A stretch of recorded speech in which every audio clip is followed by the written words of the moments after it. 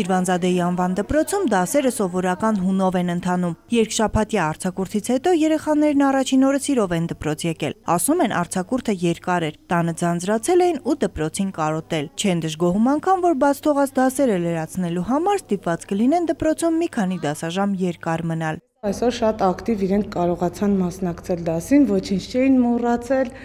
Ինձ թվում է ավելացրած ժամերն էլ կօգնեն, որ ավելի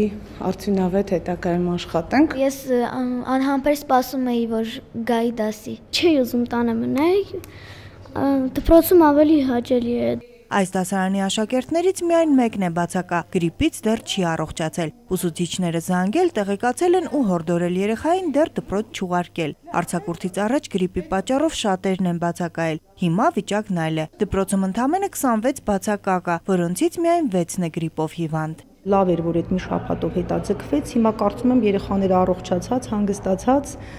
լի ուժերով կանցնեն իրենց դասերին։ Շաբաթներ շարունակ տարածվող գրիպի վարակը աստիճանաբար նահանջում է։ Մշտադիտարկման տվյալներով հանրապետությունում վերջին 10 օրվա ընթացքում սուրճշնչառական վարակներով հիվանդացությունը նվազել է գրեթե 1,1 անգամ։ Առողջապահության նախարարությունում վստահեցնում են, համաճարակի վտանգ այսօր չկա, սակայն թեթևացած շունչ քաշելու համար վաղ է։ Չնայած եղանակի տաքանալուն զուգահեռ գրիպով վարակվելու վտանգը նվազում է, նոր բռնկումները չեն բացառվում։ Անհրաժեշտ է զգոն լինել, նշանների դեպքում շտապ դիմել բժշկի, հաճախ լվացվել ու սենյակներն օդափոխել։ Սյուզան Չիչակյան, Հայրփի Միքայելյան, ժամը լրատվական։